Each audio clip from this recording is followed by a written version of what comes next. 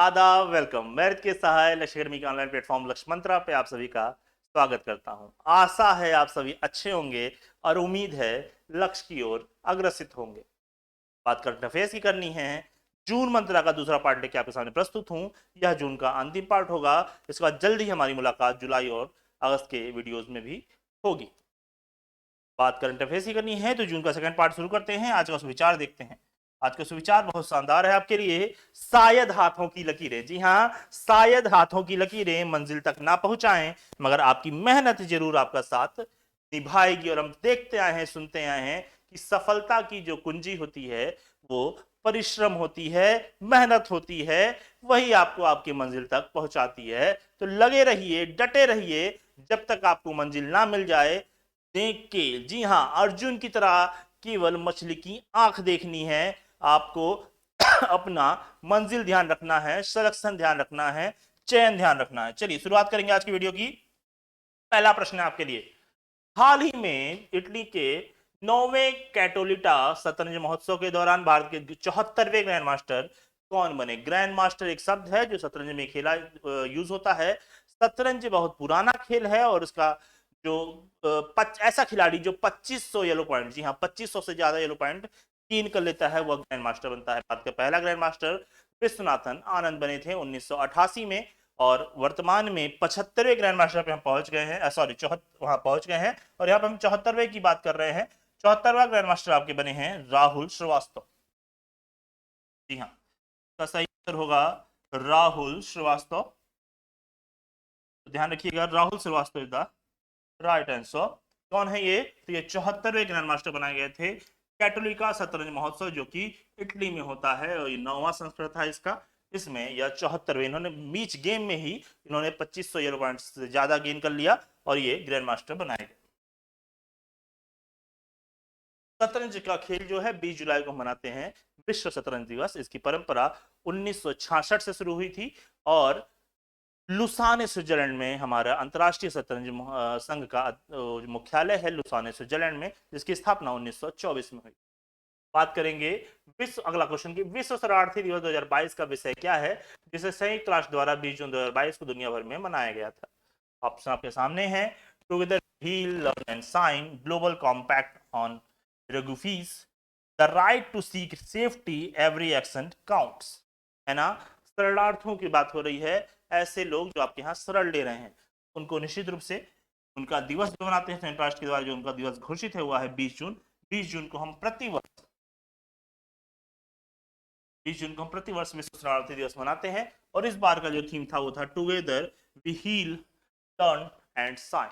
जी हाँ, साथ में ही हम घावों को भरेंगे, सीखेंगे और चमकेंगे, पढ़ेंगे। अगला प्रश्न क्या है?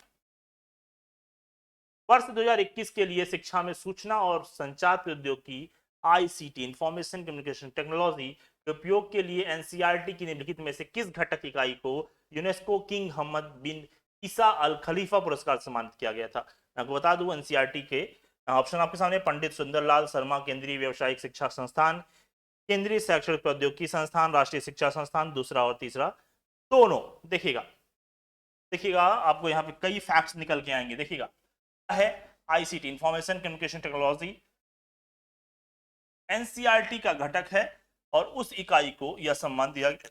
इसका नाम यूनेस्को किंग हमद बिन ईसा खलीफा पुरस्कार है, जो कि 2005 में शुरू हुआ था। कब हुआ था? 2005 में इनके सम्मान को खलीफा के सम्मान को सम्मानित करने के लिए उसके द्वारा शुरू किया गया था। और वर्तमान में जो है केंद्रीय शैक्षणिक प्रौद्योगिकी संस्थान, जो कि एनसीईआरटी का एक घटक है, इसे इस सम्मान से नवाजा गया। इसके अलावा जो कोविड टाइम में एक ई विद्या नामक योजना चलाई गई थी, उसको भी इससे सम्मानित किया गया था। उस योजना को भी, ई विद्या को भी, उसमें भी आईसीटी का उपयोग किया था, कम्युनिकेशन टेक्नोलॉजी का प्रयोग किया था।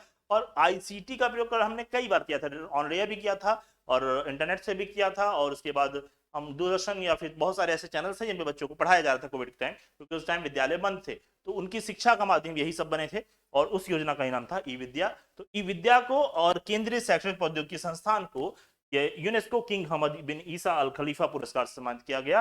क्यों? क्योंकि इन्होंने आईसीटी का प्रयोग किया था, इंफॉर्मेशन कम्युनिकेशन टेक्नोलॉजी का प्रयोग किया था। आगे अगला प्रश्न देखते हैं। उस संगठन या मंत्रालय का नाम बताइए जिसने जून 2022 में कृषि क्षेत्र में ई कॉमर्स को सक्रिय करने के लिए open network for digital commerce ONDC के साथ भागीदारी की।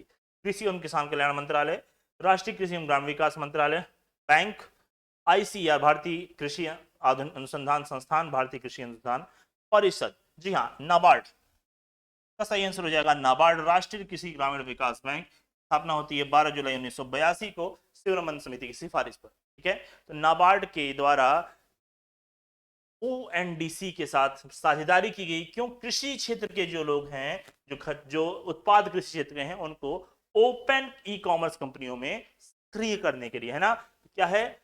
कृषि क्षेत्र में ई कॉमर्स को सक्रिय करने के लिए, जो कि अब क्या करेंगे, open network for digital commerce, online companies में भी आप इनके उत्पादों को प्राप्त कर सकेंगे। इसके लिए समझौता हुआ है नाबार्ड और ओएनडीसी के बीच। पढ़ेंगे अगला।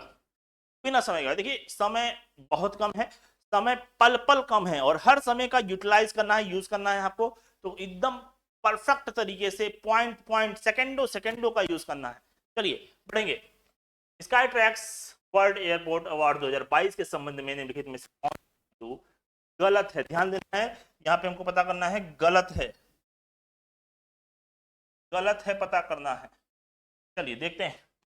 सरदार वल्लभ भाई पटेल अंतर्राष्ट्रीय हवाई अड्डा अहमदाबाद गुजरात को लगातार दूसरे वर्ष भारत और दक्षिण एशिया का सर्वश्रेष्ठ रूप से नामित किया गया था और 2021 में 32वें स्थान पर था। यह आंसर गलत है।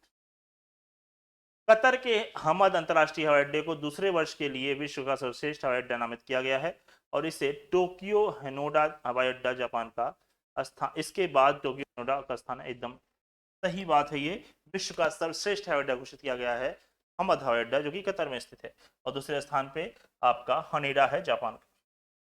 कैंपेगौड़ा अंतर्राष्ट्रीय हवाई अड्डा बेंगलुरु को भारत का और दक्षिण एशिया का सबसे बेहतरीन क्षेत्रीय हवाई अड्डा का नाम दिया गया है। ये भी बात एकदम सही है। तो चूंकि यहाँ पे हमसे पूछा था गलत आंसर क्या है, तो पहला केवल गलत है, ऑप्शन देख लेंगे, केवल पहला, केवल दूसरा, पहला दूसरा, तो आपका आंसर सही जाएगा पहला। ठीक है, आपको यहाँ बताना चाहूंगा भारत का सबसे सर्वश्रेष्ठ हवाई अड्डा जो है वो है इंदिरा गांधी अंतर्राष्ट्रीय हवाई अड्डा।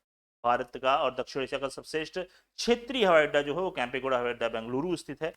विश्व का सर्वश्रेष्ठ हवाई अड्डा हमद हवाई अड्डा है, जो कि कतर में स्थित है। दूसरे स्थान पे हनेडा जापान का हवाई अड्डा आता है, और तीसरे स्थान पे चांगी, जो कि सिंगापुर में स्थित। ठीक है, चलिए बढ़ते हैं आगे। और दूसरी बात, एक बात और छूट रही थी, देखिए sky tracks world airport awards है और यह प्रतिवर्ष जारी किया जाता है। स्काई ट्रैक्स इंडेक्स जारी होता है, जिसके द्वारा विश्व भर के अंतरराष्ट्रीय हवाई अड्डों को एक रैंकिंग प्रदान की जाती है। चलिए अगला प्रश्न देखते हैं।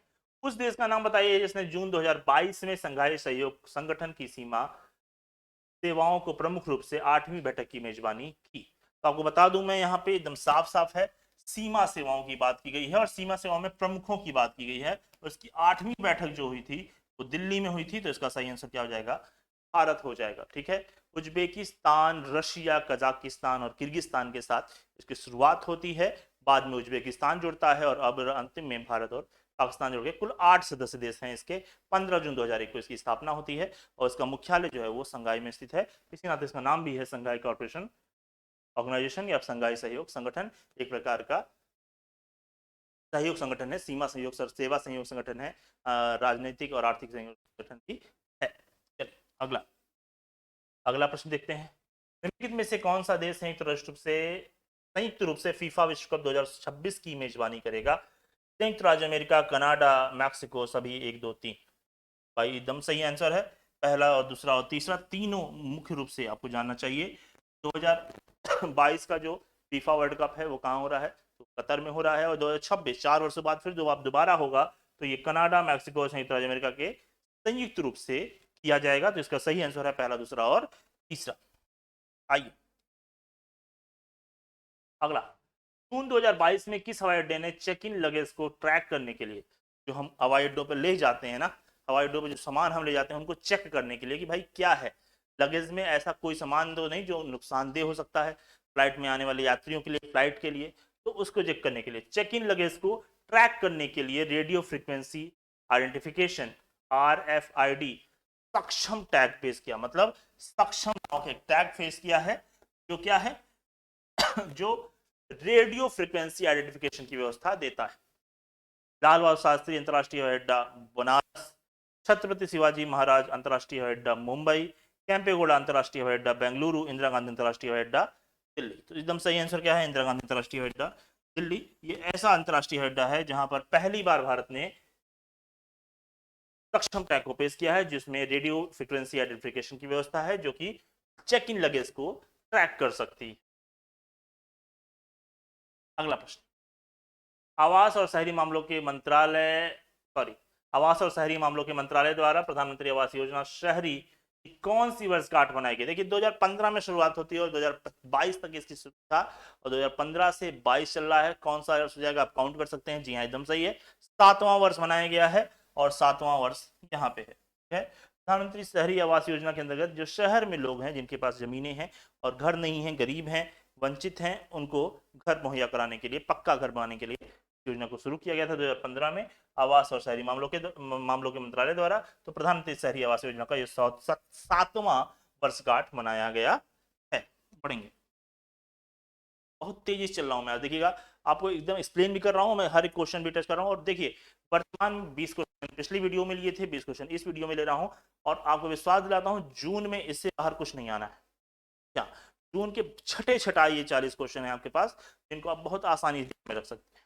चलिए, जून 2022 में पीएम नरेंद्र मोदी ने किस शहर में भूमिगत, जी हाँ ध्यान रखिएगा, भूमिगत क्रांतिकारियों की गैलरी संग्रहालय का उद्घाटन किया? क्रांतिकारियों की गैलरी बनाई गई है, वो भी भूमिगत बनाई गई है महाराष्ट्र में। जी हाँ, Mumbai Maharashtra is the right answer. Mumbai Maharashtra में बनाई गई है भूमिगत क्रांतिकारियों की गैलरी। इसको ये भी आरोप लगा था कि दक्षिणपंथी आंदोलनों को इसमें दिखाया गया है, बढ़ाया गया, दिखाया गया है, आरएसएस की बहुत भूमिका इसमें दिखाई गई है और क्रांतिकारियों का उसमें बहुत रोल है, इस तरीके के आरोप भी लगे थे। खैर उस पर हमको नहीं जाना, हमको तो एकदम फैक्ट याद रखना है। क्या याद रखना है? क्रांतिकारियों की गैलरी के संग्रहालय के उद्घाटन किया गया मुंबई महाराष्ट्र में, जो कि भूमिगत है, विधान भवन के एकदम नीचे है। ठीक है, चलिए आगे बढ़ते हैं। अगला प्रश्न, जून 2022 में किस राज्य सरकार ने जल सहयोग पर इजराइल के साथ एक संयुक्त योजना घोषणा पर हस्ताक्षर किया? इजराइल की बात करें, जल्दी से कमेंट में बताइएगा इजराइल के वर्तमान प्रधानमंत्री का नाम। बहुत ही इंपॉर्टेंट है, आपको याद होगा बेंजामिन नेतन्याहू, उसके बाद आपको याद होगा नफ्ताली बेनेट। वर्तमान में कौन है? जी हाँ, वर्तमान में इजराइल के प्रधानमंत्री कौन है? इसको सर्च ना करिएगा, एकदम सोच के बताइएगा। जरूर कभी ना कभी आपने क्लास में हमसे सुना होगा, पढ़ा होगा या पेपर टेस्ट में देखा होगा। ठीक है, याद रखिएगा। चलिए बताइएगा। फिर यहाँ बात करते हैं कि इजराइल ने किस देश के, किस राज्य के साथ समझौता किया, और वो भी किस मामले पे किया? तो जल संरक्षण के मामले पे किया, जल सहयोग के मामले पे किया। Andhra Pradesh, Karnataka, Punjab, Haryana. Haryana is the right answer. जी हाँ, हरियाणा सरकार, मनोहर लाल खट्टर साहब ने इजराइल के साथ समझौता किया है कि वहां पे बताएं कि किस प्रकार हम जल संरक्षण कर सकते हैं। जल संरक्षण के लिए बहुत सारे कार्य ऑलरेडी किए हुए हैं यहाँ पर हरियाणा में। आपको याद होगा हाल ही में जल संरक्षण अभियान शुरू किया गया था, जिसके लिए मनिका शुकंद को इनका ब्रांड एम्बेसडर नियुक्त किया गया था, और बहुत सारे ऐसे कार्य किए गए थे ना, जिसके लिए सुजल योजना चलाई गई थी हरियाणा सरकार द्वारा। तो ये सब योजनाएं भी ध्यान रखनी है। और वर्तमान में इजराइल के साथ हरियाणा ने समझौता किया है, इसलिए तो जल संरक्षण के क्षेत्र में, जल सहयोग के क्षेत्र में, ये बताएं किस प्रकार हम ज्यादा से ज्यादा अच्छा से अच्छा जल संरक्षण कर सकते हैं। क्वेश्चन फिर से रिपीट कर रहा हूं, आपको बताना है इजराइल के प्रधानमंत्री कौन है। International institute of management development IMD के वार्षिक 34वें विश्व प्रतिस्पर्धात्मक सूचकांक 2022 के अनुसार जून 2022 में जारी किया गया, भारत ने रैंक डैश हासिल किया, जबकि डैश 2022 रैंकिंग में सबसे ऊपर है, जिसे 63 अवस्थाएं हैं। तो यहाँ पे जिसमें होगा, यहाँ पर जिसमें होगा। ठीक है, देखिए आपको पहले बता दूं, पहला क्वेश्चन यहां से बनेगा कि वर्ल्ड कॉम्पिटिटिव इंडेक्स, जी हाँ, विश्व प्रतिस्पर्धात्मक सूचकांक किसके द्वारा जारी किया जाता है? तो आपका आंसर आपको मिल जाएगा आईएमडी के द्वारा, international institute for management and development. दूसरा क्वेश्चन है, ये चौथा संस्करण था, तो ये 34वां संस्करण था, चौथा 34वां संस्करण था, सॉरी। अगली बात आएगी भारत ने क्या रैंक अर्जित किया, तो भारत ने 37वां स्थान अर्जित किया। चौथा 37वां स्थान अर्जित किया। और सर्वश्रेष्ठ स्थान पे कौन है, सर्वप्रथम स्थान पे कौन है? तो डेनमार्क। यहाँ स्विट्जरलैंड डाउन हो गया है, Denmark is the right answer. Denmark जो है 2022 की रैंकिंग में सर्वश्रेष्ठ स्थान पर है। चलिए पढ़ेंगे, याद कर लीजिएगा, इंपॉर्टेंट क्वेश्चन पढ़ेंगे। अगला प्रश्न, उस संस्थान का नाम बताइए जिसने जून 2022 में भारत के हाथ में मैला ढोने की प्रथा को खत्म करने के लिए एक रोबोट होमोसैप विकसित किया। भैया सेफ्टी टैंक, जी हाँ, सेफ्टी टैंक में एक रोबोट अब काम करेगा। जी हाँ, सेफ्टी टैंक जो साफ करने के लिए लोग उसमें घुसते थे, मैला ढोते थे, उनको समाप्त करने के लिए आईआईटी मद्रास ने, किसने, आईआईटी मद्रास, कहाँ है ऑप्शन आपका, जी ये है, आईआईटी मद्रास ने होमोसैप, आईआईटी मद्रास ने होमोसैप नामक रोबोट विकसित किया है, जो कि अब मैला ढोने की प्रथा को खत्म करेगा और वहां पे वो मैला ढोएगा, सेफ्टी टैंक को सफाई के लिए होमोसैप नामक रोबोट का प्रयोग किया जाएगा। इसकी विकसित किया किसने, तो इसको विकसित किया आईआईटी मद्रास ने। सशस्त्र सीमा बल, देखिएगा, सशस्त्र सीमा बल के नए महानिदेशक बनाए गए हैं कुमार राजेश चंद्र, एसएल थाउसेन, सुरजीत सिंह देसवाल, गोपाल शर्मा। गोपाल शर्मा नहीं है, सुरजीत सिंह देसवाल का स्थान लिया है कुमार राजेश चंद्र ने। किसने, कुमार राजेश चंद्र ने। तो कुमार राजेश चंद्र जो है एसएसबी, जी हाँ एसएसबी, सशस्त्र सीमा बल के नए महानिदेशक नियुक्त किए गए हैं, याद रख लीजिएगा। चलिए, किस बैंक ने जून 2022 में द्विपक्षीय सहयोग की सुविधा के लिए नई औद्योगिक क्रांति पार्ट एनआईआर, ध्यान दीजिएगा, पार्ट एनआईआर नवाचार केंद्र पर ब्रिक्स साझेदारी के साथ एक समझौता ज्ञापन पर हस्ताक्षर किए। देखिएगा, समझौता हस्ताक्षर पे यहाँ समझौता ज्ञापन पर हस्ताक्षर हो रहा है और क्वेश्चन पूछा है किस बैंक ने किया, तो ब्रिक्स का नाम आ गया, तो आपको ऑप्शन खोजने की जरूरत ही नहीं है, मैं तो आपसे सीधे कह रहा हूँ ब्रिक्स का नाम आ गया, तो ब्रिक्स बैंक, ब्रिक्स देशों द्वारा मिलकर के जो बैंक बनाया गया उसका नाम क्या है, उसका नाम है न्यू डेवलपमेंट बैंक। तो एकदम सही आंसर क्या होगा, न्यू डेवलपमेंट ने किसके साथ समझौता किया, तो औद्योगिक क्रांति के नवाचार के लिए ब्रिक्स के साथ साझेदारी की है, इसका सही आंसर हो जाएगा न्यू डेवलपमेंट बैंक। चलिए अगला प्रश्न देखते हैं, किस राज्य ने 2022 में बसंत उत्सव बैखो उत्सव मनाया। बैखो, देखिए हमारे जहां हमारा भारत जो विविधताओं से भरा हुआ है, हमारे यहाँ प्रत्येक राज्य में एक नए नए उत्सव मनाए जाते हैं, और बैखो उत्सव जो हम मनाते हैं वो आसाम में मनाते हैं। कहाँ मनाते हैं, आसाम में मनाते हैं, तो पहला ऑप्शन सही हो जाएगा आपका आसाम। बैखो क्या है, नई फसल का उत्सव है, खास करके राभा जनजाति द्वारा मनाया जाता है। कौन सी जनजाति, राभा, जी हाँ राभा जनजाति द्वारा ये मनाया जाने वाला उत्सव है, और राभा लोग जो है इसको बहुत जाने जाते हैं, और कहाँ मनाते हैं, असम मनाते हैं। नई फसल का उत्सव है, नई फसल के उत्पादन पे इसको मनाया जाता है। उस राज्य का नाम बताइए जो जून 2022 में ड्रोन नीति और ड्रोन के सार्वजनिक उपयोग को मंजूरी देने वाला पहला भारतीय राज्य बन गया। देखिए, ड्रोन नीति को लागू करने वाला भारत का पहला राज्य हिमाचल प्रदेश, इसमें कोई डाउट ना रखिएगा, बहुत ही फेवरेट क्वेश्चन हमको लगता है आयोग का ये है, और एकदम एग्जाम में आते ही हिमाचल प्रदेश ठोक दीजिएगा। ठीक है, ठोकने का सेंस ये है, एग्जाम में क्वेश्चन, जैसे एक क्वेश्चन होता है, जब आप एग्जाम में जाते हैं और क्वेश्चन पढ़ते हैं, उसके बाद आंसर याद नहीं आता, फिर ऑप्शन देखते हैं, ऑप्शन में छांटते हैं, अच्छा ये हो सकता है, ये नहीं हो सकता है, ये नहीं हो सकता है, लेकिन ये एक ऐसा क्वेश्चन है कि ड्रोन देखा नहीं, हिमाचल प्रदेश खोजो कहाँ लिखा है और आंसर लगाओ, है ना, ऐसे भी कुछ क्वेश्चन होते हैं। तो वही मैं कह रहा हूं कि हिमाचल प्रदेश देखते ही इसको ठोक दीजिएगा, ड्रोन नीति लागू करने वाला भारत का पहला राज्य है, ड्रोन को सार्वजनिक स्थानों पर मंजूरी देने वाला भारत का पहला राज्य। हाल ही में ड्रोन के द्वारा खत भी भेजा गया, लेकिन वो भेजा गया गुजरात में भेजा गया, है ना। तो ड्रोन की तरफ बहुत सारे वैक्सीनेशन दक्षिण एशिया में बहुत तगड़ा किया था ड्रोन के द्वारा, भारत आई ड्रोन ने किया था, भारत के स्वास्थ्य मंत्रालय मनसुख भाई मंडाविया द्वारा इसको लॉन्च किया गया था, है ना, आईसीएमआर के कहने पर लॉन्च किया गया था। तो बहुत सारी ड्रोन की व्यवस्थाएं हैं, और आज के टाइम में ड्रोन बहुत ज्यादा पॉपुलर भी है। तो ड्रोन नीति लागू करने वाला बात का राज्य कौन सा हो जाएगा, हिमाचल प्रदेश हो जाएगा। एकदम रटे रहिएगा दोस्तों। देखिए, एग्जाम का समय का वेट नहीं करना है, ये नहीं ये सोचना है कि वैकेंसी कब आएगी और कब हम एग्जाम देने जाएंगे। अगर वैकेंसी आ गई और तैयारी नहीं रही तो थोड़ा थोड़ा थोड़ा थोड़ा समय बदल रहा है, लेकिन कहानी नहीं बदल रही है। कहानी और बढ़ जाएगी, वो अलग बात है। कछुआ धीरे धीरे धीरे धीरे चलकर अपनी सफलता अर्जित किया और खरगोश सो गया। तो आपको खरगोश नहीं बनना है, आपको कछुआ भी नहीं बनना है, आपको चीता बनना है। जी हाँ, तीसरी एंट्री करानी है आपको, और तेज भाग करके, धीरे धीरे नहीं, तेज भाग करके और पहुंच जाना है। हम तैयार हैं, मंजिल सामने है।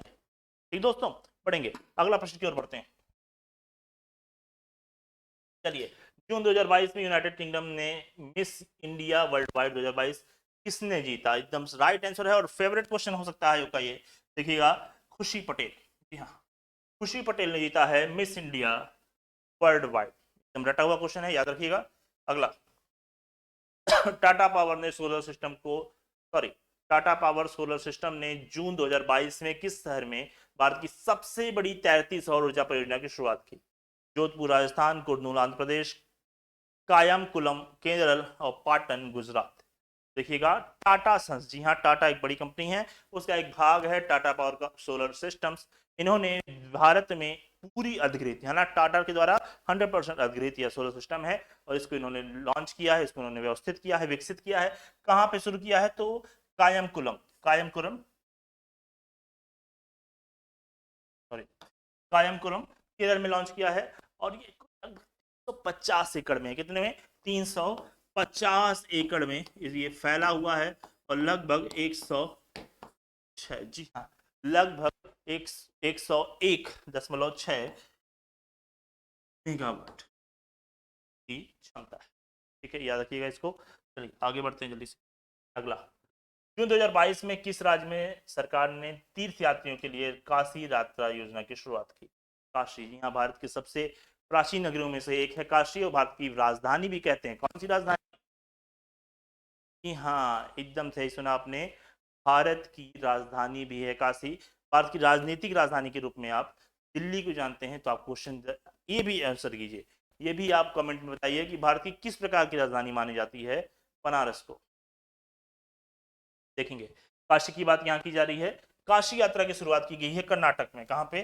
कर्नाटक, चौथा ऑप्शन कर्नाटक द्वारा शुरू किया गया। लगभग 30,000 लोगों को चुना गया है। कितने लोगों को? 30। धार्मिक बंदोबस्त और हज यात्रा वाली जो मंत्रालय है वहां का, उनकी मंत्री ने लगभग 30,000 लोगों को कहा कि ऐसे लोग जो काशी यात्रा करना चाहते हैं, जो काशी जाते हैं, बनारस जाना चाहते हैं और वंचित हैं, जा नहीं सकते, पैसे नहीं है उनके पास, उनको चुना गया है। लगभग 30,000 लोगों को 5,000 रुपया, जी हाँ 5,000 रुपया प्रति व्यक्ति दिया जाएगा और उन्हें काशी यात्रा करवाई जाएगी। तो इस योजना की शुरुआत की गई है कर्नाटक सरकार के द्वारा। तो इस प्रकार यह अंतिम प्रश्न था, 40वां प्रश्न था आज का। अब जल्द ही आपसे मुलाकात होगी जुलाई के अगले वीडियो में, जुलाई के प्रथम पार्ट में।